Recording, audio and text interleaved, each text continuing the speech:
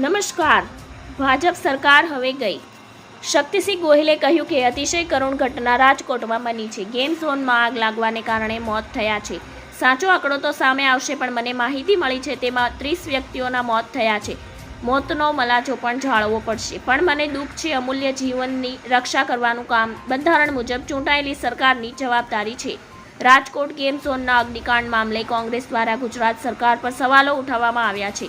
પ્રદેશ અધ્યક્ષ શક્તિસિંહ ગોહિલે કહ્યું કે રાજકોટમાં અતિશય કરુણ ઘટના બની. સાચો આંકડો તો સામે આવશે. સારી કામગીરી કરનારા અધિકારીઓને સાઇડ પોસ્ટ આપી બેસાડી દેવામાં આવે છે. એફઆઈઆરમાં ઉચ્ચ અધિકારીઓના નામ દાખલ કરવામાં આવે તેવી માંગ છે. અધિકારીઓ સરકારના સેવક છે, ભાજપના નહીં.